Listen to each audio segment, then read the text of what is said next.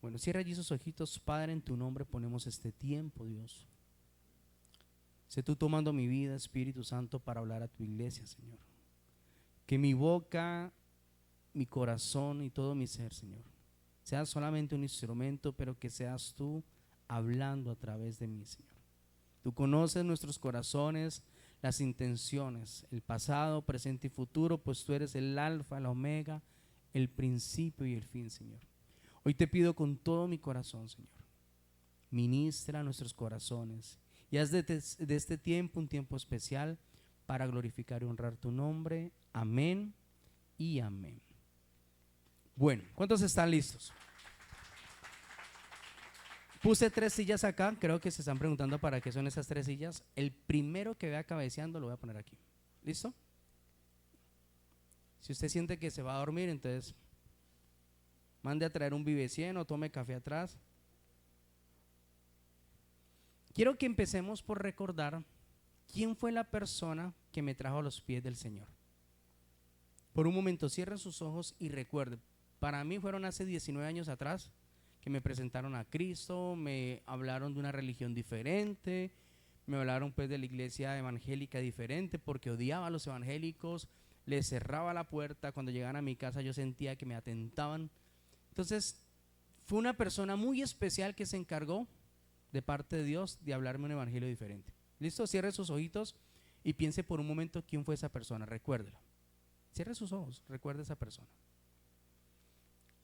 Porque aunque no vamos a hablar de esa persona hoy, al finalizar usted se dará cuenta cuán poderoso fue ese instrumento de parte de Dios.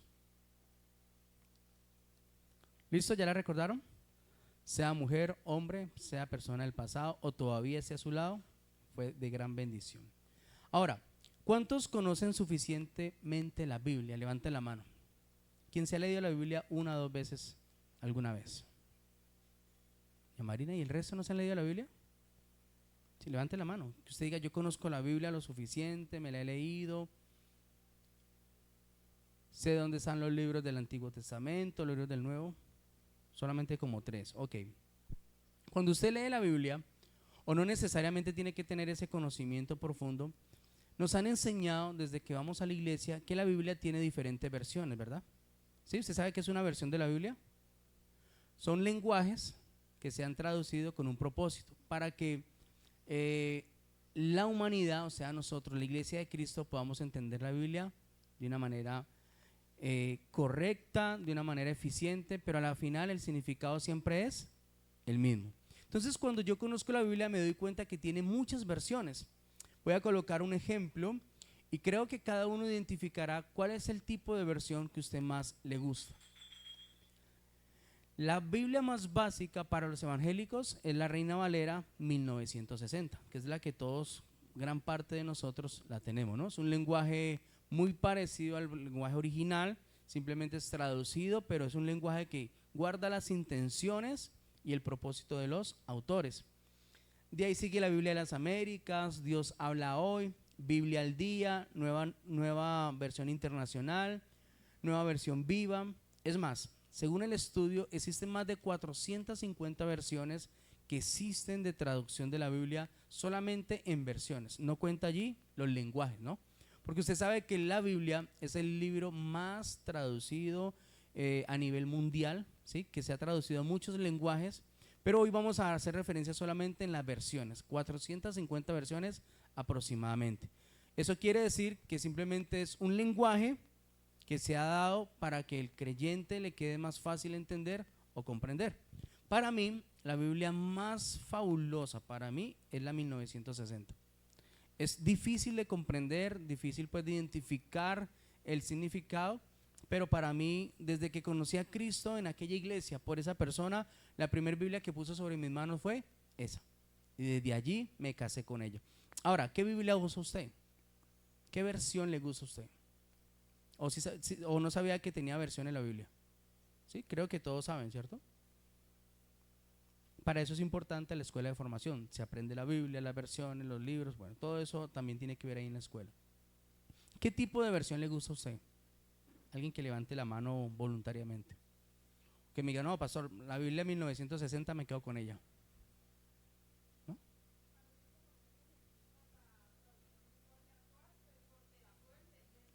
Ok.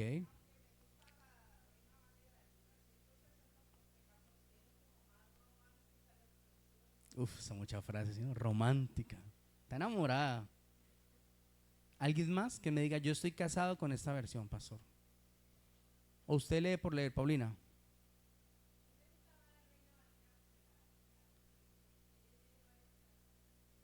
La Reina Valera. Lenguaje actual, que es un lenguaje traducido de la Reina Valera, que tiene muchos riesgos, ¿no? Cuando uno lee diferentes versiones, tiene uno que tener muy buen fundamento, porque muchas veces cambian el significado de lo que el autor quería decir. Entonces, esto también se ha dado para que a través de las versiones, la misma Biblia principal haga de que saquen varias versiones que tienden a cambiar el fundamento o la intención del autor. Amén. Y usted dirá, pastor, bueno, hoy vamos a ver escuela de liderazgo o vamos a compartir una enseñanza. No, porque es que a través de esta introducción quiero llevarlos hasta donde el Señor creo que Dios va a hablar hoy en nuestra vida. Ahora, ¿qué significado tiene la Biblia para nosotros? Puse tres principales y quiero que usted personalmente se identifique en esos tres significados. A, palabra de Dios, que todo el mundo sabe que es la palabra de Dios, pero son los que lo saben, pero no la leen. Amén. Todo aquel a quien usted le pregunte qué es la Biblia, es la palabra de Dios. Todos lo saben, ¿cuántos dicen amén? Pero no todos la leen.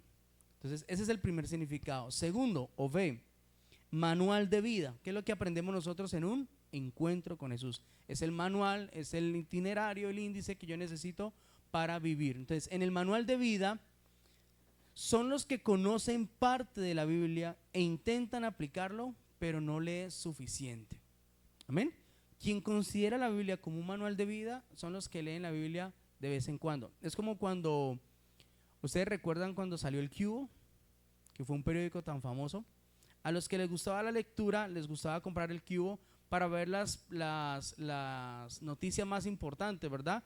En ese tiempo no era tan real las redes, no eran tan actualizadas, entonces a través del Cubo nosotros nos dábamos cuenta, entonces estábamos allí, solamente leíamos lo que nos convenía, los que estaban sin trabajo siempre iban a los clasificados, los que necesitaban una brujería iban y buscaban dónde estaba el lugar de las brujerías, y siempre buscábamos conforme a nuestra necesidad. Esos son los que leen la Biblia, pero no les son suficientes. Y C, o tercera, un estándar en la vida de cada uno de nosotros. Son aquellas personas que todos los días meditan en la Biblia, no pueden vivir sin ella y viven conforme a lo que está en ella escrito. Amén. Entonces hay tres significados de la Biblia. ¿En cuál de los tres te ubicas? Cada uno haga su tarea, su autoevaluación personalmente. Primero, palabra de Dios. Segundo, manual de vida. O tercero, un estándar en la vida de nosotros. ¿Listo? Haga ese ejercicio y se autoevalúa cada uno de ustedes. Esto quiere decir que de acuerdo a como tú y yo meditemos en ella, nos va a dar un resultado de estilo de vida. Amén. Más que ser cristianos o más que ir a una congregación, el resultado de lo que nosotros mostramos está de acuerdo a lo que nosotros consumimos. Amén. Y si nosotros consumimos palabra de Dios, pues palabra de Dios va a dar luz a nosotros y nos va a mostrar un resultado diferente. ¿Cuántos lo creen? Entonces, esto es conforme a todo aquel que lo haga delante de Dios, como lo haga, pero siempre va a mostrar un estándar de vida. Ahora, quiero preguntarles algo voluntariamente quien desee responder. A una persona que no tiene conocimiento de Cristo o un familiar que aún no asiste a la iglesia, ¿qué versión de tantas Biblias tú le recomendarías? Vuelvo y hago la pregunta. Una persona que no conoce de Cristo y usted quiere traerlo a la iglesia, ¿verdad? O un familiar que sabe que usted es cristiano, pero no ha querido venir a la iglesia, ¿qué versión de estas Biblias usted le recomendaría? Si esa persona se interesa por leer la Biblia, ¿qué versión le recomendaría a usted?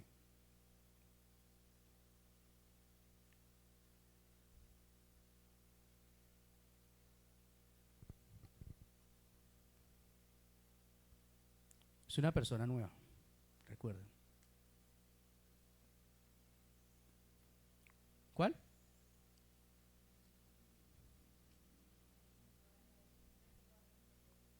Una que sea de fácil entendimiento. ¿Qué otra?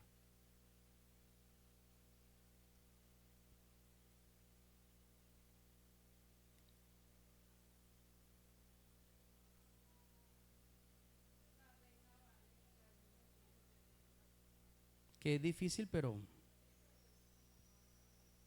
más profunda. Ok.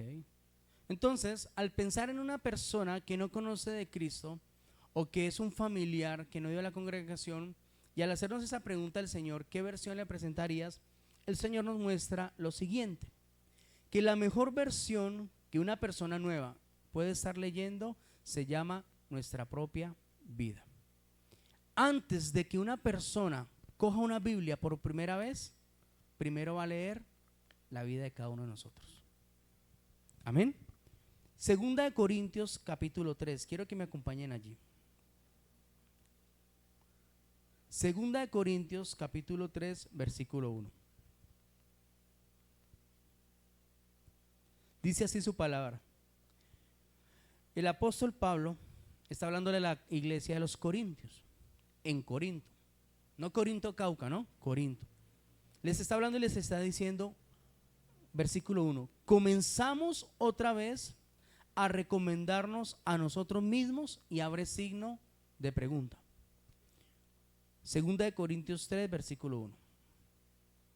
Nuevo Testamento, después de los evangelios. Vuelvo y repito, comenzamos otra vez a recomendarnos a nosotros mismos, o tenemos necesidad, como algunos, de cartas de recomendación para vosotros, o de recomendación de vosotros. Nuestras cartas sois vosotros, escritas en nuestros corazones, conocidas y leídas por todos los hombres, siendo manifiesto que sois carta de Cristo expedida por nosotros, escrita no con tinta, sino con el Espíritu del Dios vivo, no en tablas de piedra, sino en tablas de carne del corazón. Y tal confianza tenemos mediante Cristo para con nosotros. Ahora diga conmigo, yo soy esa carta que todos están leyendo. Amén. El Señor me mostraba que para lograr un 2025 en todas las áreas, pero en especial el deseo que toda persona anhela en su corazón, ver a su familia a los pies del Señor. No es la familia completa que vaya a la iglesia, es una familia convertida a Cristo Jesús. Amén. Cualquiera va a la iglesia, pero no cualquiera está a los pies del Señor. No cualquiera vive conforme a como el Señor quiere que vivamos, sino que aquí es donde viene el deseo más profundo, y que las promesas del Señor han establecido sobre nosotros que así lo va a hacer. ¿Cuánto lo creen? Que mi casa y yo serviremos al Señor, que toda mi casa será salva por causa de la gloria del Señor. Cuando nosotros vemos que hay una necesidad de que nuestras familias, nuestros esposos, esposas, hijos, hijas busquen del Señor, nos damos cuenta que somos responsables de lo que nosotros estamos testificando y manifestando. ¿A quién? A los que continuamente nos están leyendo a nosotros como carta de ¿quién? De Cristo. Por eso cuando un cristiano se equivoca, cae, resbala, peca o la embarra en una congregación o en un barrio, lo primero que se traza sobre el testimonio es, ¿y eso qué es? Cristiano, ¿verdad? Lo vemos radicalmente. Que el mal testimonio no se traza sobre el nombre de la persona, sino sobre Cristo Jesús en la persona.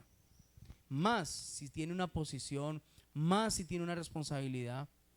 Y eso automáticamente daña la fe de cualquier persona alrededor. ¿Nos ha pasado o no nos ha pasado? Entonces, ¿por qué rápidamente hacemos referencia a que es cristiano? Porque la misma Biblia lo dice aquí en 2 de Corintios. ¿Sí? Yo soy carta de Cristo. Y todo aquel que me lee a mí está leyendo ¿a quién? Conociendo ¿a quién? A Cristo Jesús. No es porque yo sea el pastor, es porque a través de mí muchos están conociendo a Cristo Jesús. Yo soy esa primer Biblia que todos leen cada día. Cuando yo le hablo a los líderes les digo, participen en las fiestas, participen en las integraciones de la familia. Jamás les prohibiría que hicieran eso. ¿Saben por qué? Porque cuando usted participa en su familia y usted es luz, ¿qué va a hacer en su casa? Alumbrar, resplandecer. Cuando usted no es un cristiano religioso que llega a la fiesta de la familia y empieza a criticar, a murmurar, o porque usted vio una prima que está mostrando su cuerpo y usted va a señalar, a juzgar, usted no es nada de eso. La cruz, o sea, Cristo en nosotros los va a alumbrar a todos ellos. Entonces, cuando las personas de casa, mis familiares, piensan en Diego como cristiano, van a identificar que no es una religión diferente, van a identificar que no es una persona aburrida o una persona que señala y critica, sino que es una persona agradable. Amén. Y que a través de él o en él se mueve Cristo Jesús, porque siempre está dando amor, porque siempre está dando de lo que él tiene, de lo que él es en su esencia. Y si se levantara el testimonio, que sea un falso testimonio, pero que no sea verdad de lo que digan contra nosotros. Entonces, por eso yo siempre les digo a los líderes, háganlo. Porque cuando yo soy luz en medio de tanta oscuridad, logro el propósito de Dios. El error más grave es decirle a las personas, no vayan, no asistan, no compartan, porque lo que hacemos es retirar la luz que podía alumbrar esas tinieblas. Amén. Entonces, cuando hacemos referencia a que yo soy esa carta que todos leen, yo debo entender que hay una importancia muy grande. Todos hemos escuchado acerca del testimonio, ¿no? Que si el testimonio es bueno, todos van a creer. Si el testimonio es malo, no se va a creer. Y es natural, es una ley y así debe ser. Por eso cuando Cristo vino aquí a la tierra, no fue lo que Él habló, sino fue como Él actuó. No fue lo que Él enseñó solamente, sino lo que Él dio a las personas. Amén. Él les decía a muchos, hagan lo que ellos dicen, refiriéndose a los escribas, fariseos, hipócritas. Pero no haga como ellos hacen, porque lo que ellos hacen es diferente a lo que están predicando con sus bocas. Y ese mal testimonio tiene a la iglesia hastiada. Voy a usar esta frase que se puede escuchar feo, pero es una realidad. La iglesia, la comunidad de fe, la comunidad que ha conocido a Cristo o que está apartada de Cristo, está hastiado o están hastiadas del mal testimonio de las personas. ¿Es verdad o no es verdad? Dicen ser cristianos, pero actúan mal en casa, actúan mal en sus comportamientos. Tenemos vecinos que van a la iglesia y uno dice, Dios mío, si eso es ser cristiano, yo no quiero ser cristiano. ¿Es una firme realidad o no? Porque lastimosamente el ejemplo arrastra más que cualquier predicación. El ejemplo predica más que cualquier palabra bonita que usted dé. ¿O no nos pasa así con las parejas sentimentales? Ya no quiero palabras sino hechos, ¿verdad? Llega un momento donde para que la relación se establezca en una firmeza, en un molde de Cristo, uno ya no quiere más palabras, promesas, sino hechos, cambios, comportamientos diferentes. Es que haya un verdadero arrepentimiento, que si usted va a pedir perdón nuevamente sea por algo diferente. Pero si volvió a repetir lo mismo, no se arrepintió, simplemente tuvo un remordimiento. Entonces, si yo como creyente demando de muchas personas que hablan de la fe, que hablan de Cristo, demando un buen testimonio, ¿cuánto cree usted que demandan los que nos leen a nosotros todos los días? ¿Usted alguna vez ha pasado por cristiano a la secreta en algún lugar? ¿Sí? Por cristiano a la secreta, que no se dan cuenta que usted es cristiano, sea en la universidad, en un curso, sea con diferentes personas, usted simplemente comparte. Pero siempre pasa que terminamos siendo expuestos por la luz de Jesús a través de nosotros. Muchas veces no hay necesidad de predicar, no sé si a usted le ha pasado, pero muchas veces no hay necesidad de predicar en un grupo de compañeros o en un grupo de personas, porque con mis respuestas, mis palabras, tarde que temprano la luz que alumbra mi vida me expone a Cristo. Amén. A mí me pasó en el curso técnico de diseño gráfico que éramos más de 26 compañeros. Hace rato que yo no compartía con gente pues de afuera, gente secular, pero yo era cristiano a la secreta, ya era pastor. Yo no le había dicho a nadie, solamente me presenté como un estudiante. A nadie le importaba que yo fuera pastor. Yo iba solamente a sentarme 2 horas a recibir la capacitación. Pero resulta que como eran, no sé si eran 3 veces a la semana, ¿no? O una vez a la semana, no recuerdo.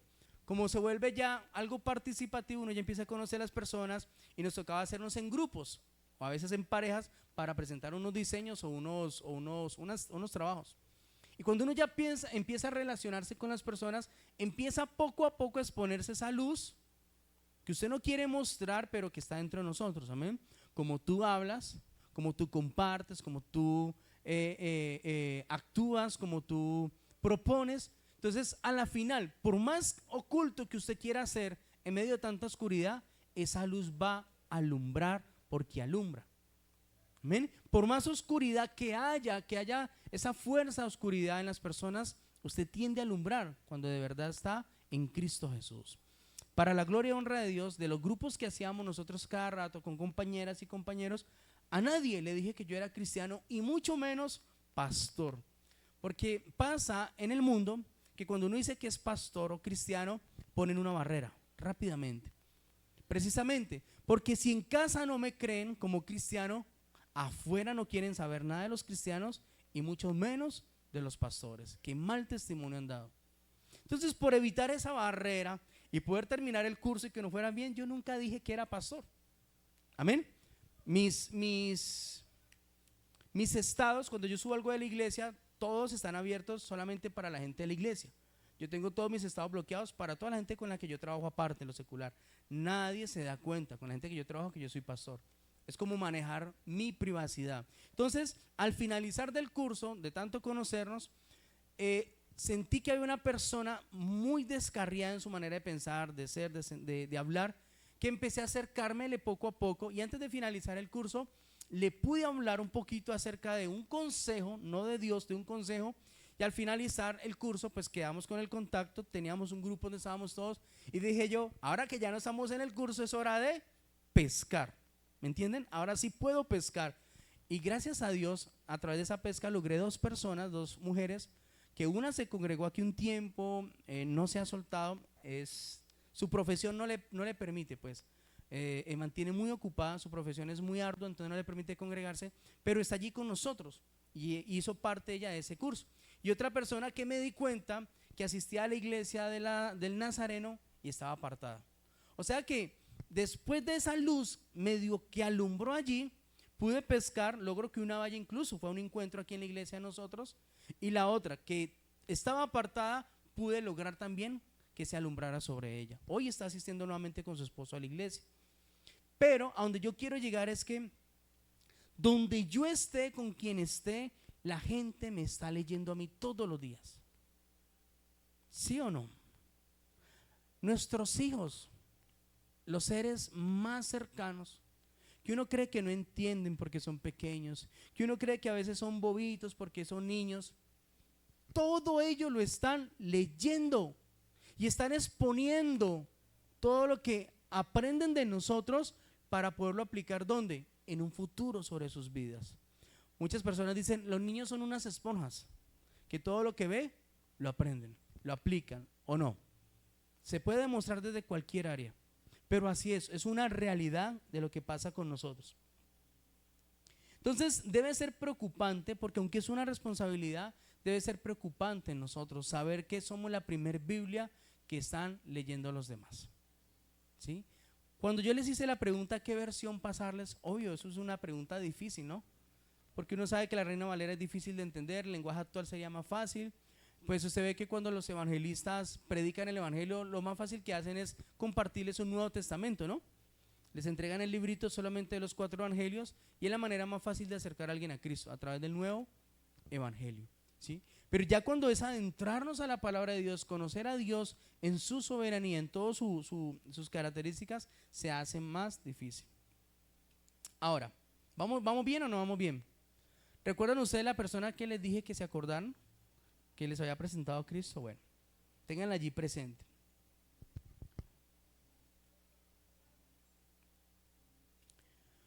Cuando me empiezan a presentar a mí a Cristo, un evangelio, yo estaba muy arraigado a lo que papá y mamá me habían enseñado a mí a través de la religión. Pero había un faltante en mi vida, porque yo no entendía lo que se predicaba los días martes al hacer el rosario era muy diferente a todo lo que pasaba en semana en mi casa. Estamos hablando que yo era un niño con capacidad de entender, de asimilar, pero había un faltante que yo no lograba resolver. ¿Por qué los comportamientos, actitudes, ¿sí?, incluso las peleas de mis padres y muchas cosas que pasaban en el hogar de nosotros era muy diferente a lo que el martes se intentaba presentar? ¿Usted alguna vez hizo el rosario? Sí, levante la mano a los que alguna vez hicieron el rosario. Quien dirige el rosario, sí, que son esas hermanas en la fe, que cuando salen, pues salen bien vestidas y salen con el rosario, la camándula y con el novenario. Entonces son personas de bastante respeto y uno dice, bueno, van a leer. Listo, y uno se sujeta, uno hace lo que entonces. Nosotros no teníamos quien nos guiara, no teníamos quien hiciera el rosario, pero quien lo hacía era nuestro papá. Entonces mi papá se arreglaba bien chévere ese día martes, cogía el rosario, el novenario y decía, hoy son los misterios gloriosos. Yo no sabía ni por qué eran gloriosos, ni por qué eran dolorosos, ni gozosos, nada. Lo único que yo hacía era repetir como gallo todo lo que ellos decían, ¿sí? Pero era algo especial porque ahora que uno conoce la palabra de Dios se da cuenta de la autoridad que se necesita para liderar una oración. ¿Amén? Entonces, a pesar de que teníamos una tradición arraigada en nuestros corazones, empieza una persona a hablarme de parte de Cristo, de una persona diferente, un evangelio diferente, ¿sí? Empiezan a invitarme a esa bendita iglesia cristiana que yo le tenía el pavor, que yo no quería asistir, yo no aceptaba a los evangélicos. Para mí cambiarme de religión era poder decir, romper un pacto de generación, era humillar a mi abuela, era humillar a mis padres el hecho de ir a otra iglesia, porque así nos lo enseñaron o no, ¿sí? Yo soy apostólico, católico y romano y nadie más me cambia ni me lavará el cerebro. Si quiere pueden hacerse acá. Entonces, para mí eso era algo muy radical en mi vida. No podía ser consentida esa parte. Pero resulta que cuando yo empiezo a ver aquella familia que empieza a hablarme de Dios y empieza a invitarme a la iglesia cristiana, yo empiezo a leer cosas diferentes de ellos. ¿Amén? En especial la persona que me predicó a mí de Cristo por primera vez. Cuando yo empiezo a ver su manera de ser, de reaccionar, su manera de hablar, me empieza a convencer de varias cositas. Amén. Hasta que logran llevarme a la iglesia cristiana por primera vez, doy yo ese salto de fe, ¿sí? Yo era tan impulsivo que el pastor no había terminado en esa primera vez que yo fui a esa iglesia cristiana. Cuando hicieron el llamamiento a salvación, yo estaba allá en la tarima entregando mi vida a Cristo sin entender todo lo que estaba haciendo, sin aceptar esa religión. El día que llegué a esa iglesia por primera vez me pareció lo más escandaloso en mi vida que he estado, más que un propio concierto del mundo. Era una iglesia de muy aleluya, de panderos, donde las danzas rodean toda la iglesia. Era una iglesia de mucha bulla. Entonces, claro, yo llego en el momento de alabanza donde todo el mundo brinca, salta, está dando vueltas como remolineando, no recuerdo la canción. O sea, yo decía, wow, aquí están es locos. Y yo era quietico y yo decía, no, esa gente está loca. O sea, es esa iglesia que se le llama jubileo, ¿no? ¿Han escuchado esa palabra? O sea, donde la alabanza todo el mundo se la goza. Está el vigilante y está saltando y brincando. Está la de los tintos y va con el tinto así. O sea, es una iglesia impresionante donde la alabanza tiene un poder. Entonces, llego yo a ese momento de la alabanza, recibo la palabra, doy mi paso de fe. Pero yo empecé, no volví a la iglesia, solamente fui una vez, pero yo empecé a leer más profundamente a esa persona, ¿sí? Era una familiar. Y yo empecé a leerla y decía, sus comportamientos son diferentes. Hasta que ya doy el salto de fe, me congrego ya en una iglesia cristiana, pasó mi testimonio. Con mi testimonio empecé a predicar a muchas personas. Con mi testimonio logré que muchas mujeres fueran a los pies de Cristo. Con mi testimonio. Pero ahora yo empezaría a hacer esa carta que iban a leer otras personas. Amén. Entonces, conozco yo a otra iglesia, otra congregación, y conozco a la persona que por primera vez iba a liderar mi vida, que se le llama líder en una iglesia. Amén. En este caso, pues hay líderes, ancianos, de acuerdo a la denominación, cada uno tiene un nombre. Y resulta que este varón se llama Gustavo, es un joven que desde que me vio a mí, halló gracia delante de Dios, delante de él, y se empecinó en joderme la vida. Para mí era joderme en aquel tiempo, era un mundano intentando arreglarme la vida. Pero es de esos líderes, yo no sé si usted lo ha tenido alguna vez, líderes intensos, que no te critican, ni te juzgan, ni te señalan, pero con su amor te demuestran que quieren algo contigo. No estoy hablando de que Gustavo quería algo conmigo, ¿no? Sino que quería verme rendido a los pies del Señor. Y ese líder se empecinó de tal manera que me cuidaba, que cada que sentía que yo estaba desparchado me llegaba.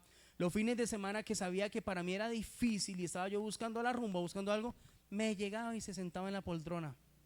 ¿Qué vas a hacer hoy? Yo no, pues ver sábados felices como ustedes los cristianos. Era lo único que hacían un cristiano los sábados. Me decía, no, pues vámonos a hacer tal cosa, me invitaba a comer helado. O sea, fue una persona como instrumento de Dios que se encargó de cautivar mi vida, no porque me pasó la Biblia ni me predicó, sino porque a través de lo que él era, empezó a convencerme de un evangelio diferente. Era tanto amor que me tenía ese varón, que ¿sabe qué hacía? A mí me gustaba jugar mucho billar. Yo era adicto al billar, mas nunca aprendí. No, yo tiraba bolas como cayeran, pero me gustaba. ¿Sabe qué hacía ese muchacho por hacerme feliz a mí? Salíamos del servicio los sábados, del servicio de jóvenes, cuando me logró llevar, y me llevaba a jugar billar. Él se metía a un lugar de billar por verme contento a mí, jugaba billar conmigo. Eso sí, tomábamos ponimalta, ¿no? Pero en medio de todo el lugar pues feo de mundo y todo, él se esforzaba porque yo me sintiera bien. Y hasta que no llegaran las 10 de la noche, 11, el muchacho no se iba de la casa. O sea, era intenso. Y al otro día decía, te recojo para que vamos a la iglesia. Se encargó casi en 6 meses de meterme a Cristo por todos los lados. O sea, me lo metió. Fue el que me invitó a una chiva cristiana por primera vez. Qué cosa tan horrible cuando yo llegué a esa chiva cristiana. Está hablando de mi pensamiento, de mi carnalidad. Amén. Pero todo esto, más que una predicación, más que un testificarme él, era algo que yo leía de él todos los días. Su vida, su familia, me invitaba a la casa, él era libre, o sea, no tenía ninguna reserva con nosotros. Ahí entró mi hermano desparchado, lo empecé a jalar, entramos varios muchachos, o sea que la gallada que nos reuníamos nosotros todos los días a vaguear, y ahora seguíamos a ese líder, ¿sí? Y logró jalarse a más de 15 jóvenes de los que estaban conmigo a la iglesia cristiana. No porque nos predicaran, sino porque a través de lo que leíamos de él, era impresionante. Son esos líderes chéveres, ¿no? ¿Usted ha tenido líderes chéveres así? Que llegan y lo miran y una sonrisa y uno dice, uff, esa sonrisa es tan chévere. O sea, uno siente que no es hipocresía, ¿verdad? De un líder. O le dan un abrazo y uno dice, eso es un abrazo de verdad, una persona que ama, ¿sí? Que no importa si lo ven a uno bien o mal parqueado, siempre hay un abrazo. ¿Ha tenido usted algún líder así? Y ese sí que me veía mal parqueado cada rato. O sea, él me sacaba del parqueadero donde estaba mal parqueado con amor, con autoridad, y me llevaba nuevamente y me enfocaba en Cristo Jesús. Ese líder lo recuerdo tanto en mi vida, que fue ese instrumento, fue esa primer carta, esa primer Biblia que yo leí a través de él, lo que iba a ser el evangelio en mi vida. Yo leía la Biblia solamente cuando pasaban en la iglesia era muy grande y tenía pantallas, era una cosa ya de muy buena tecnología. La única Biblia que yo leía era lo que pasaban aquí cuando el pastor estaba predicando, pero yo no entendía, usaban la Reina Valera pero no la entendía, pero me dediqué a leerlo a él y lo entendí fácil. ¿Amén? Era soltero, pero no era mujeriego, no tenía debilidades de carnalidad. O sea, cuando me veía a mí que yo miraba eso me cogía la cabeza así. O sea, era un amor conmigo. Después me presentó otro muchacho que me llevaría a un nivel diferente, se llamaba José. Ese otro muchacho sí tenía esposa, tenía ya un hogar, me dio otra carta más profunda de lo que iba a ser el evangelio en mi vida. Y por último, de estas dos personas fieles, ya llego yo después de un encuentro, avanzo a la iglesia como tal y me enamoré de otro muchacho. No estoy hablando de carnalidad, ¿no? Me enamoré de otro líder, era de los 24 principales, de los 12 principales del pastor principal en aquella congregación. Cuando yo vi ese muchacho me respiraba una paz. Pero él era una mano derecha del pastor principal, o sea, era el coordinador de todo lo que pasaba en la iglesia. Estoy hablándoles de la iglesia Comunidad Cristiana de Paz, si alguno asistió alguna vez allí, el pastor Arles. Entonces, ese muchacho era mano derecha de él y se movía en la iglesia. Era soltero y usted viera esas mujeres detrás de él, esos hombres detrás de él, pero él no era carnal, a diferencia mía. Yo quería que me siguieran como lo seguía él, pero era porque yo era carnal. A él no, a él lo seguían era porque él tenía amor para darle a todo el mundo. Amén. Era un líder de verdad. Era una carta, siendo mano derecha del pastor, uno leía todo lo que pasaba a través de él y lo comparaba con el evangelio y era así. No era un hombre perfecto como los otros dos, sino que eran hombres que a través de la lectura que usted hacía de ellos, cualquiera llegaba a los pies de Cristo. Tenían un amor. ¿Sabe qué hacían? Jugaban, hacían partidos de fútbol. En ese tiempo no habían canchas sintéticas, nos tocaba era cancha de cemento, cancha normal. Invitaban galladas ellos, galladas del mundo. O sea, llegaban a un parque y decían, saquen 5, saquen 10. Imagínense, nos ponían a jugar entre cristianos con gente con puñal y todo. Y esos muchachos, nada les sacaba la piedra. Usted sabe que cuando uno juega fútbol con gente secular, se juega brusco, ¿no? Duro. Yo ahí aprendí a jugar fútbol, pero por eso decidí retirarme, porque yo era muy peleón. Y esos líderes jugando fútbol no manifestaban su carnalidad. Los hacían caer y ellos se levantaban riendo. No pasó nada, no pasó nada. Le daban un abrazo al que lo había hecho caer y yo decía, no. O sea, eran tantas cosas tan raras para mí. Pero eran esos 3 líderes importantes que en todas las facetas en las que yo caminaba con ellos, siempre estaba viendo una carta de verdad diferente. Que sí se podía ser un verdadero cristiano. Que sí había la oportunidad de poder cambiar y transformarse. Yo a veces decía, uy, estos líderes parecen como mensos, como tonticos, como su manera de pensar, su manera de ser, eran muy pasivos. O sea, habían cosas buenas y cosas malas que me afectaban, pero al final yo leía todos los días esa bendita carta a través de ellos. Amén. Y fue poco lo que me predicaron. Simplemente siempre estaban allí para orientar, sacarme de la oscuridad, orientarme, me sacaban. Ese era el trabajo de estos 3 líderes, que fieles hoy a todo lo que yo leo a través de la Biblia. Ahora, ¿te has preguntado alguna vez cuál es la traducción que muchos tienen de ti? ¿Alguna vez usted se ha preguntado en su vida cuál es la traducción que las personas que están a su alrededor tienen de usted? Si estamos hablando que la primera versión de la Biblia son la que leen a través de nosotros todos los que están en casa alrededor. Amén. Ahora, ¿cuál es la traducción que piensan ellos de quién soy yo en Cristo Jesús? Que es algo muy diferente. Somos la versión, ahora seremos la traducción. Por ejemplo, hablemos de un esposo que viene todos los domingos a la iglesia y sirve, y la esposa no quiere venir, pero la esposa sabe que el esposo es cristiano, sirve en la iglesia, es un líder. ¿Le has preguntado alguna vez a esa esposa que no quiere venir, qué piensas tú de mí en esa traducción? ¿Qué crees tú que pensaría esa persona de ti?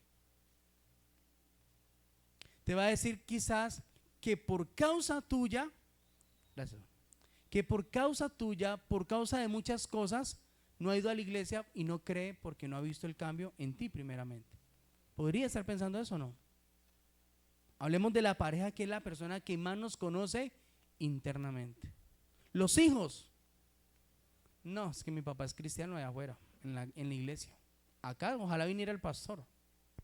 Ojalá alguna vez viniera el pastor o el líder aquí a la casa, para que vea todo lo que hace mi papá con mi mamá o mi mamá con mi papá. ¿Los hijos podrían pensar así o no?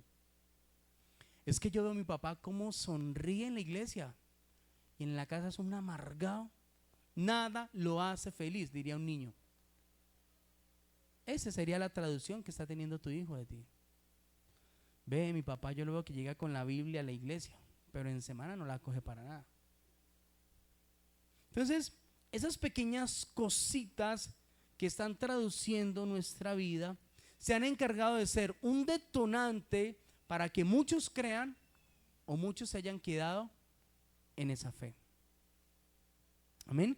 Si yo soy la mejor versión de la Biblia que todos están leyendo, ¿cuál es la traducción que les estoy dando a ellos? Yo he escuchado muchos líderes, y delante de Dios lo voy a decir, que simplemente dicen, no, lo que pasa es que mi familia no va a la iglesia porque la Biblia dice que difícilmente será el profeta en su propia tierra. Mentira. Mentira. Una cosa es la incredulidad que hubo en ese momento cuando Jesús fue a hacer milagros, y otra cosa es que la Biblia diga que usted no se puede hacer profeta en su propia tierra, porque Jesús fue profeta para toda la humanidad. Simplemente ellos no creyeron. La pregunta es, No creyeron no porque Jesús era malo o dame el testimonio. No creyeron fue por su incredulidad. Pero ¿quién es el que ha dado mejor testimonio de un verdadero amor de Dios? Jesús, el único hombre perfecto, sin mancha, sin pecado alguna, que amó a los drogadictos, amó a las prostitutas, no juzgó, no criticó, compartió con todos. ¿Sí o no? Entonces no creyeron no porque él era mal testimonio, no creyeron fue por su incredulidad. Pero si usted sigue pensando como creyente, como iglesia, como líder, que la familia no viene a los pies de Cristo, porque difícilmente será profeta en su propia tierra, o se ha caído en un engaño de Satanás. Porque cuando usted logra, por ejemplo, restaurar relaciones en casa, ¿sí? Con su pareja, con sus hijos, aún con las personas más difíciles que uno siente que puede pasar, la suegra. Un porcentaje de un 20-30% es una muy buena relación entre yernos y suegros, secularmente. Pero si usted en Cristo logra avanzar y restaura incluso esa relación de esa suegra que nunca lo quiso o nunca te quiso, incluso que oró a Dios para que te separaras de tu hija o de tu hijo, y hoy tienes esa suegra de amiga, no quiere decir que te uniste a tu enemigo, quiere decir que esa suegra vio a Cristo Jesús en tu vida. Amén. Y que a pesar de que al principio fue tan difícil la relación, hoy sí cree que Dios te ha cambiado. Y no solamente por lo que tú haces, sino porque al escuchar a tu esposa o a tu esposo, esa suegra, se va a dar cuenta que esa mujer es feliz a tu lado, que no va a tener otro varón ni necesidad de tener otro varón, porque tú la haces feliz. Porque ese es el problema más grande de las suegras, ¿o no? No es lo que tú escojas, sino es cómo te traten a ti. Porque si la suegra pudiera escoger el varón o la mujer para ti, pensaría en lo mejor, ¿no? Un universitario, una persona hecha y derecha, desarrollada, una persona que tenga plata, que le dé a usted un buen futuro, como enseñan ahora, ¿no? Que antes de casarse le compre la estufa, la plancha, todo, le alquile el apartamento. No, cuando usted y yo escogemos lo que llegue o lo que llegó según, según el destino. No miren al que tiene al lado, porque es bendición de Dios. Uno no escoge conforme a la voluntad de los suegros, uno escoge conforme al bendito corazón que así escogió, ¿cierto? Porque ni siquiera uno gobierna en el corazón, uno se enamora solo y así escogió la persona. Entonces, esa persona con las que tenemos nosotros relaciones difíciles, que ha sido procesos difíciles, arduos, y uno logra poder testificar o ser esa luz para restaurar, es porque empezaron a leer tu vida, no solamente por una predicación o por una posición que tú tengas en esa familia o en la congregación, sino porque Cristo ha escrito sobre ti y en tu corazón esa tinta por causa del Espíritu Santo en nosotros. Amén. Cuando nosotros hablamos de esas personas para las que somos nosotros esa primera versión de la Biblia, nos damos cuenta que hay cosas difíciles en las cuales poder testificar. Por ejemplo, nuestras palabras, actos, reacciones y decisiones. Son 4 cosas que pasan diariamente. ¿En dónde? En la casa, ¿verdad? Con papá, mamá, esposa o hijos. Diga conmigo: palabras, actos, reacciones y decisiones. En esas 4 cosas, todos los días estamos en una continua relación en casa. Desde que usted se levantó y abrió sus ojitos, desde allí empezaron las palabras, acciones y reacciones, ¿sí? Y esa esposa que se levantó en el espíritu, cuando usted se levanta, ¿qué siente la esposa? ¿Que se levantó ese hombre genuino, ese hombre de Dios? ¿O que se levantó quién? Pongámosle algo bonito.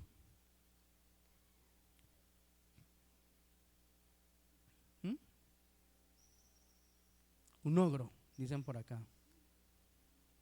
O muchas mujeres que no quieren que el ogro llegue a casa. O muchos ogros no quieren ir a casa porque se encuentran ¿a quién? A la fiera. Y resulta que entre esas parejas o familias hay uno que es cristiano, ¿no? Y que va a la iglesia. Le aseguro que todos los de la casa tienen todas las cámaras puestas en él o en ella, ¿sí? Porque al mundo no se le puede exigir ni demandar que cambie. Yo soy así, así me muero. Es el pensamiento de todos. ¿Usted me acepta así? Cada uno respete su vida. Yo respeto, no me meto con nadie, no me metan conmigo. Ese es mi genio y así me voy a morir. ¿Cuántos dicen amén? Va a decir amén.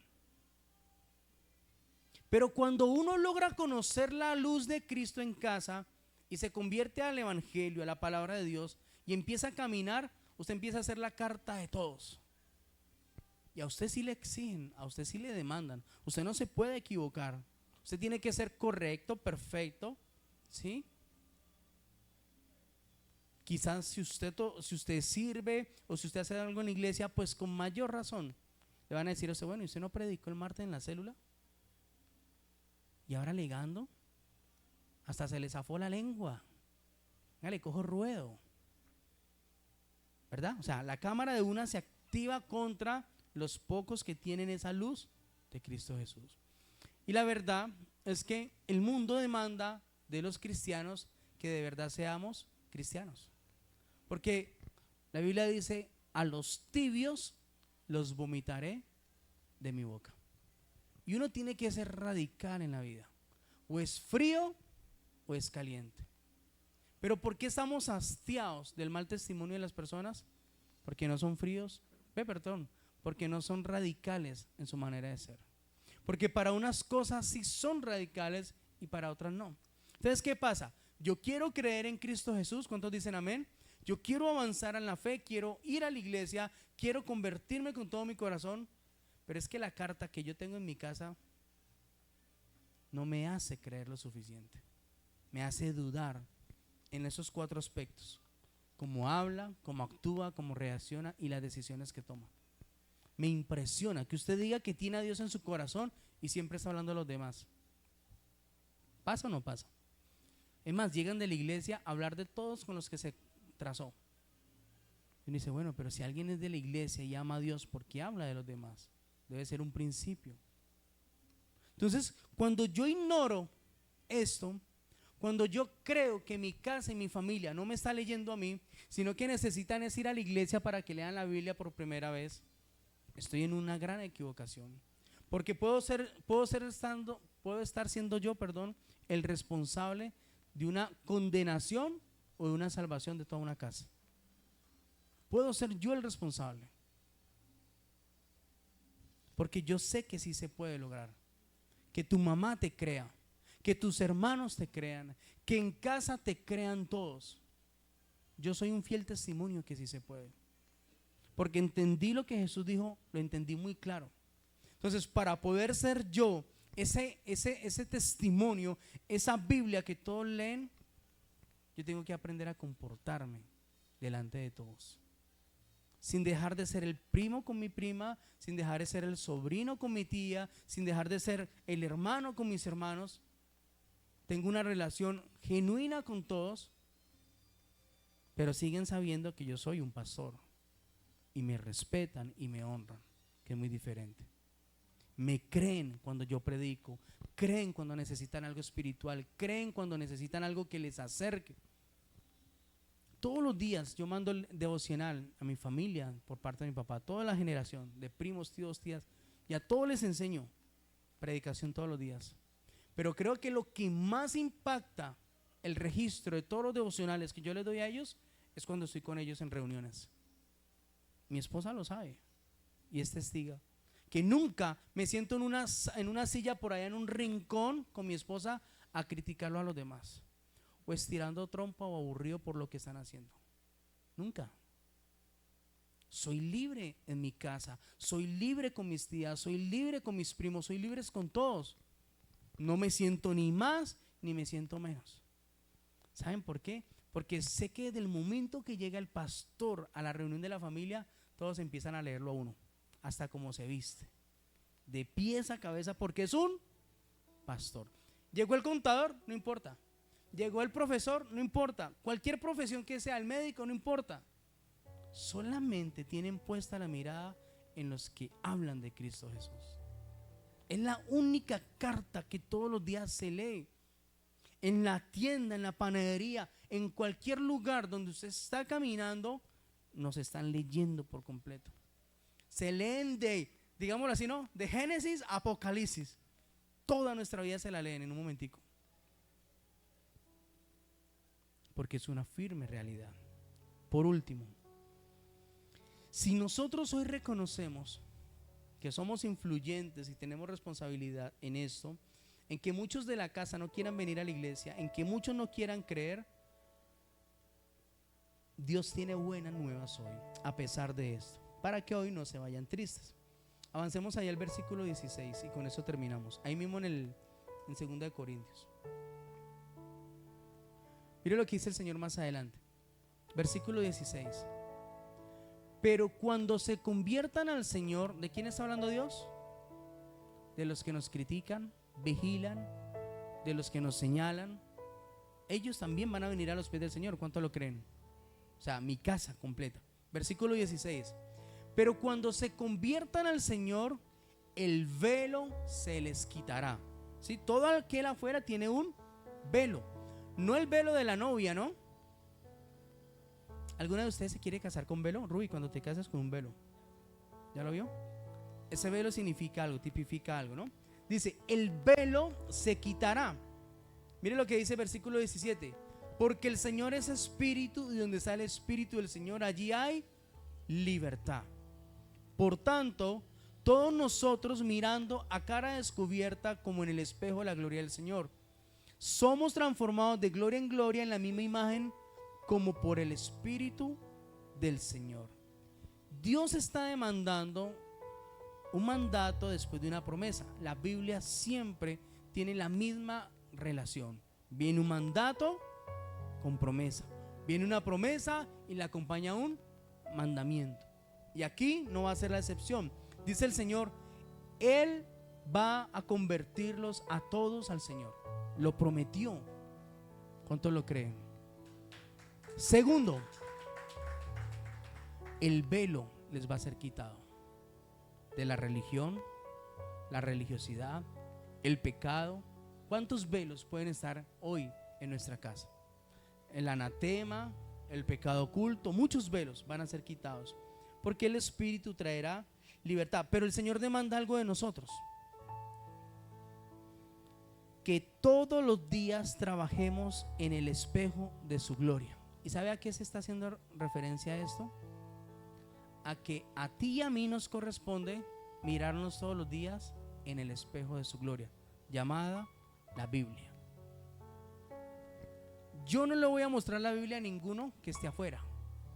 Ellos me leen a mí. Amén. Pero para que yo logre ser ese espejo, que ellos puedan ver y reflejar a Cristo a través de mí, Dios me demanda que usted y yo todos los días nos veamos en el espejo de la Biblia. La única que tiene poder para hablarnos a nosotros, la verdad. Y no solamente nos habla la verdad, sino que por causa de ese espejo somos transformados. ¿Qué hace una mujer cuando se para en el espejo?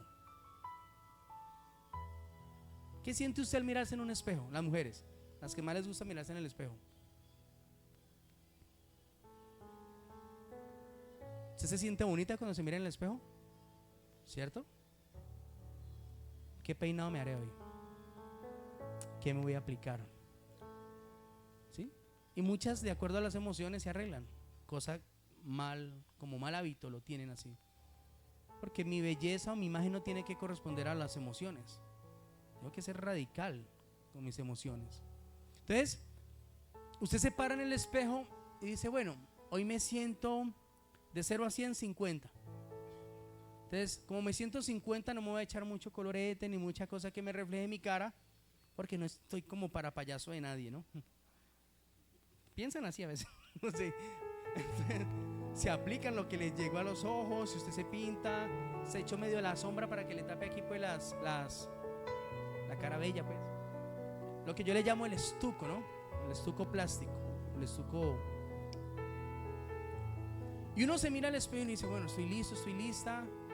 Nosotros que nos echamos la gel, no medio nos arreglamos. Y cuando yo ya me siento seguro en el espejo, que el espejo me dio una respuesta, me retiro, ¿sí o no? ¿Saben que el espejo no habla, pero usted espera que les conteste algo? Cuando usted se para en el espejo y se empieza a arreglar, él no le va a hablar. Pero hasta que usted no siente que Él le respondió, usted no se retira del espejo, ¿verdad? Y usted va a salir y a veces quiere recordar de nuevo cómo está. Esas mujeres que andan con el espejito chiquito, ¿no? En el bolsito. Espejito, ¿cómo voy? ¿Cómo llegué? Y el espejo les habla. O sea, necesitan ver el reflejo en todo momento de su aspecto físico, importante. Pero dice el Señor, si todos los días ustedes se ven ante el espejo, que es mi palabra, no van a ser transformados solamente por fuera, sino también por dentro. Y un corazón alegre hermosea a cualquier feo. Versión Diego. Hermosea a cualquier rostro. No importa si el Señor a usted lo dotó de belleza física, no importa. Pero cuando hay libertad, cuando el Espíritu de Dios está dentro de mí, hay una hermosura única, ¿sí o no? Somos agradables. La gente quiere compartir con nosotros. En vez de esquivarnos, nos buscan. En vez de, uy, viene el líder, qué pereza, cerremos. ¿Qué hace cuando está Cristo de verdad en la vida de uno? La gente se quiere encontrar con uno. Porque hay algo especial en esa persona. Porque cada que me veo con esa persona me impulsa una palabra suelta sobre mí, un abrazo me restaura. Algo siempre de parte de Dios tiene ese líder. El líder ya se vio al espejo y salió hermoso físicamente. Pero como el líder ha entendido esta palabra, todos los días busca ser transformado por el poder de su gloria. Entonces son esos hombres que empiezan a representar a Cristo de una manera bien. ¿Amén? Son esos hombres que se empiezan a parecer ¿a quién? A Cristo Jesús. Sus reacciones son diferentes, sus emociones son diferentes, sus palabras siempre son de fe, de amor. Sus palabras siempre restauran. No importa el tema que estén hablando, siempre está aprendiendo uno algo de esa persona. Hay personas aquí que son exigentes y les gusta hablar solamente con personas que le edifiquen para bien. ¿Y eso es bueno o no? Porque ¿qué gana uno sentarse a hablar con una persona que no tiene nada de qué hablar? ¿Le ha pasado alguna vez? ¿Sí? Que uno desearía sentarse con alguien que de verdad le ponga conversa, que le enseñe algo. Pero a veces a usted le toca sentarse y uno dice, bueno, uy, que no me vaya a dejar solo. Uy, me dejó solo, ¿qué le digo? ¿Le ha pasado alguna vez? ¿Cómo va? No, bien. Bueno, eso pasa mucho con la suegra, ¿no? ¿Qué le dice uno a la suegra? ¿Qué tema le pone? Porque donde usted le ponga cualquier tema, ahí va. Uno desearía no quedarse solo con esa persona, ¿verdad? Pero cuando uno está lleno de Dios, es diferente. ¿Sabe por qué a Jesús lo seguían multitudes? Porque era un hombre especial. La gente se maravillaba cuando hablaba Jesús. ¿No le gustaría que usted cuando hable la gente se maraville? Así sea una bobada, un chiste, la gente diga, no, es que tiene hasta la gracia para un chiste. Porque hay gente que suelta unos chistes y nadie ríe. Se ríe uno por la gracia y por la misericordia de la persona. Pero que en todo lo que seamos o hagamos, cuando estamos en la esencia de Cristo Jesús, nuestra vida es diferente.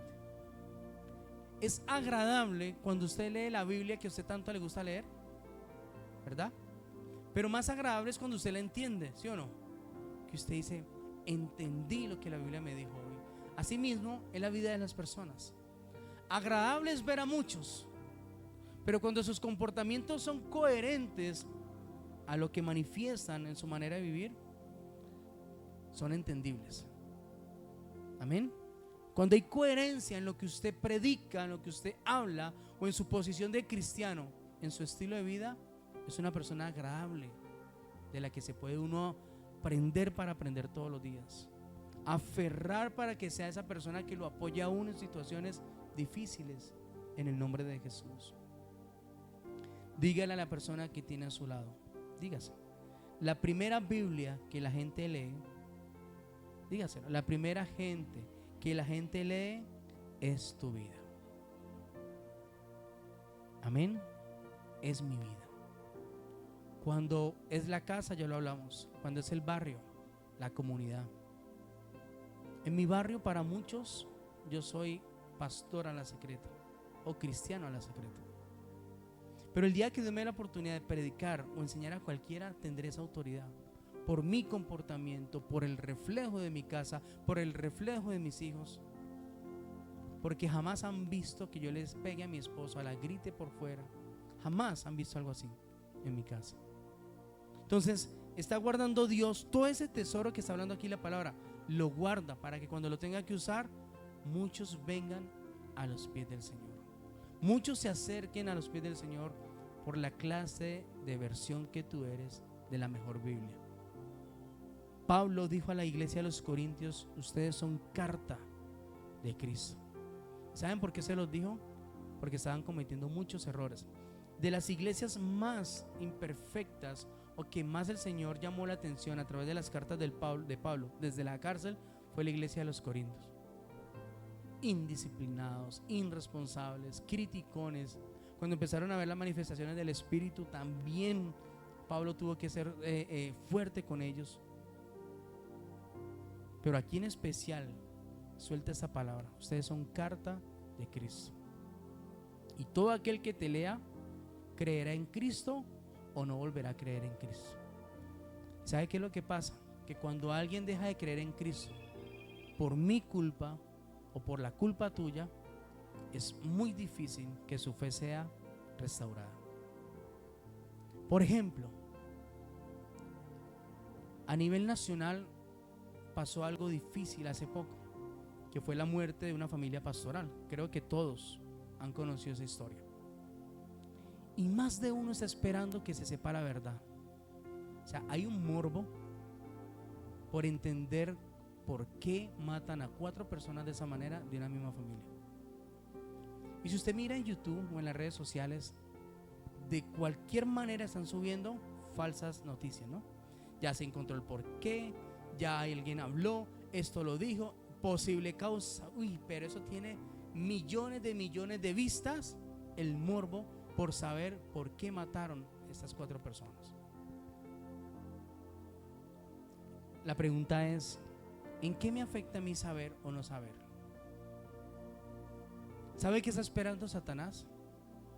Que si había algo oscuro en esa familia, que si había algo oscuro, porque no se sabe todavía, pues muchos cristianos o muchos que no son cristianos digan: todos los pastores son iguales. Empiezan así, una casa pequeña, en carritos pequeños, y después lujos. ¿De dónde? O la gente esclava que diezma, o los negocios ilícitos. Satanás está esperando exponer esta familia pastoral para que muchos dejen de creer en Cristo. Tengan la culpa o no la tengan, sean responsables o no, pero usted y yo daríamos lo que fuera por saber qué pasó, ¿sí o no? Hay muchas versiones. ¿Saben qué pasa? Que se olvidaron de todo lo que hicieron ellos en la iglesia y lo que fueron en la iglesia como familia pastoral. Es fácil olvidar lo bueno de muchos años, porque son muchos años de ser pastores en ese lugar. Lo que hoy va a determinar la importancia es la noticia que salga del por qué lo mataron. Es lo único que le va a importar quizás a toda una congregación o quizás a toda una nación que está esperando saber qué pasó con ellos. Y de ahí profesarán un testimonio. Ayer me mandaron otra noticia que habían matado a otro pastor. No sé qué tan cierto sea. Entonces es una bomba, ¿no? Es un boom que maten una familia pastoral. Tiene que haber un porqué. Es que no está bien que alguien muera así. ¿Acaso la Biblia dice cómo tú y yo vamos a morir? ¿Acaso la Biblia dice que los pastores morirán de la noche a la mañana, se quedarán dormiditos porque fueron buenos, y de la noche a la mañana dormirán y al otro día no levantarán? La Biblia no promete la muerte de ninguno ni la manera de cómo va a ser. Porque todos los apóstoles murieron mal, con muertes difíciles, duras. Aún Esteban, un hombre que vio a Dios, murió siendo apedreado. Entonces imagínense ustedes que escuchen: Pastor Diego cae por una bala. Ustedes no van a decir que la bala le llegó sola, sino que lo primero que se va a pensar es: ¿qué estaba haciendo el pastor? ¿Qué hizo? ¿Qué pesar con toda la gente que le creyó? O sea, ustedes. ¿Verdad? Somos tan radicales en lo que estamos testificando y mostrando que para muerte o vida nos están leyendo a nosotros. Para salvación o condenación, de acuerdo a lo que lean de nosotros, muchos se van a acercar a Cristo o muchos decidirán apartarse de Cristo. Levanten la mano a los universitarios que están pues en ese auge de las universidades y los compañeros. Saben que anda un modismo, ¿no? Que es el ateísmo. La juventud se ha regado mucho el ateísmo. Así como se ha regado la gripe, hoy se ha regado el ateísmo. Y hay un pastor, yo no sé si ustedes lo han visto en YouTube, un pastor que le gusta solamente predicarle a todos los que dicen ser ateos en las universidades. Se los voy a mandar. Me encanta escuchar la sabiduría que Dios le ha dado a él, porque no ha podido ningún ateo hacerle frente a este varón. Con todas las cosas que presentan los ateos en contra de Dios, se quedan poco con este varón. A la final no dicen yo creo en Dios, pero que les quita toda la base, se las quita. Y los ateos hoy dicen no creer en Dios porque no es algo palpable, porque no es algo subjetivo, porque no es materia. Un poco de cosas, falencias que se escuchan, se replican. Pero a la final el ateísmo viene por una fe dañada. Yo dejo de creer en Dios porque me falló quizás, creo yo, o porque a través de alguien dañó mi testimonio, dañó mi fe, o porque simplemente no creo y listo. Pero no hay una razón radical para que tú dejes de creer en alguien que no te ha fallado. Si no ha existido para ti, ¿por qué dejas de creer en alguien que no ha existido o que no existe? Entonces la pregunta es: si yo soy esa carta que todos están leyendo, ¿qué debo hacer entonces en este 2025? Portarse bien. Más que mirarme en el espejo, o más que mirar todo lo que hacen los demás todos los días a través de las redes sociales, es mirar en ese espejo qué quiere hacer Dios conmigo hoy. Amén. ¿Qué necesito yo por dentro para que Dios me perfeccione, me examine, me santifique, y que a través de mí puedan ver un verdadero hijo de Dios? Más que un cristiano, más que un adventista, más que un pentecostal, más que un testigo de Jehová, que vean a Cristo en nosotros. Las religiones a ninguno llevarán a Dios, ninguna religión. Solamente la evaluación que veamos nosotros a través de Cristo Jesús. Pero tomen por conciencia que Dios está prometiendo algo muy radical hoy. Muchos se van a convertir en este 2025. Lo está diciendo el versículo 16. Pero los que no se han convertido no es porque no quieran, es porque hay algo en nosotros que está faltando. Amén. Hay algo en nosotros que les está haciendo falta a ellos para que puedan seguir a Cristo Jesús. Qué bonito sería que los domingos esto se llene aquí de familias, que usted ya no vuelva solo o sola, sino que cuando se sabe que llega el domingo sea así como el parche de la olla o el paseo, ¿no? Papá dice: mañana domingo nos vamos de paseo. ¿Qué hacen los niños? Se acuestan temprano, alistan todo y son los primeros que madrugan pensando en el paseo. La esposa se revoluciona, prepara la olla, hace todo lo que tenga que hacer, contenta porque la van a sacar a pasear después de un mes, 2 meses. Y es un tiempo agradable.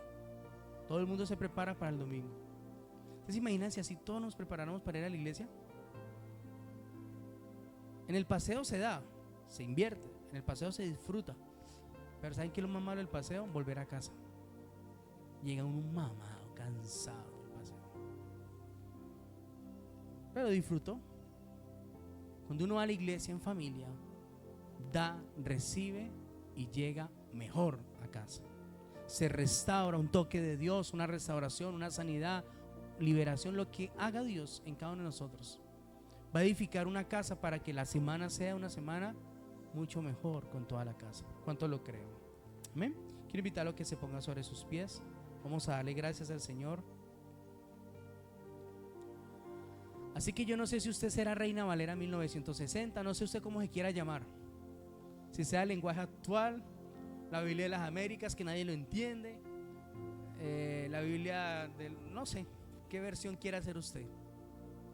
Lo importante es que la versión que usted escoja hoy, sepa que muchos a través de ella van a seguir a Cristo Jesús. Amén. Cierra sus ojitos y vamos a darle gracias al Padre. Gracias te damos en tu nombre, Señor. Tu palabra es viva y eficaz y hoy ha ministrado a nuestros corazones, Señor. Hemos entendido por gracia que tenemos una responsabilidad, Señor. Y también tenemos que reconocer hoy que nos hace falta mirarnos en ese espejo todos los días, Señor. Pues tu palabra es la que transforma, cambia, muda nuestra vida por completo, Señor. Yo y mi casa, como pastores principales de esa congregación, necesitamos más de ti, Señor. Son muchos los que a través de nosotros han puesto la mirada en Cristo Jesús, pues somos responsables de guiar y ministrar una congregación, Señor. Y por eso reconozco con temor y temblor lo que significa que todos nos lean a nosotros todos los días. No porque lleguemos a ser perfectos, no porque seamos más que la iglesia, sino porque a través de nosotros su fe está en ti, Señor. Y asimismo te pido esta mañana, Dios, que convenzas el corazón de todos los que están aquí, Señor. Porque sé que todos los días claman para que muchos de su casa vengan a la iglesia, te sigan, se congreguen, busquen una mejor vida en ti y contigo, Señor. Pero habíamos ignorado un pequeño detalle hoy, Señor, que será muy difícil que tomen una Biblia en sus manos cuando la Biblia que leen a través de nosotros es imperfecta. Es una Biblia rara a veces. Es una Biblia que a veces se ve buena y a veces se ve mala. Es una Biblia que quizás traduce muchas cosas negativas. Es una Biblia que quizás traduce que yo no crea suficientemente en Cristo Jesús. Hoy te pido, Padre, que nos perdones como iglesia y como congregación y nos ayudes por causa de tu gracia y tu misericordia a ser perfeccionados en el espejo de tu gloria, Señor. Pon tu mano en tu corazón y dile: Señor, yo quiero comprometerme hoy. Dale, coloca tu mano en tu corazón y dile: Señor, yo quiero comprometerme hoy a mirarme más en ese espejo, Señor. Tu palabra que me dice la verdad, que me enseña la verdad. Ayúdame, Padre, para que más que una carga, la palabra se convierta en un manjar en mi vida. Más que sea la palabra de Dios o un manual de vida, pueda hacer de tu palabra un verdadero estandarte en mi vida, Señor. Que viva de ella, por ella, y que busque todos los días aplicarla en mi vida, en el nombre de Jesús. Pues tu palabra traducida en mi vida es la imagen del Dios visible a través de nosotros. Tu palabra es la personalidad de Cristo, la personalidad del Espíritu Santo. Es tu palabra en mi vida, Señor. Y como está escrito, la creación aguarda la manifestación de los hijos de Dios.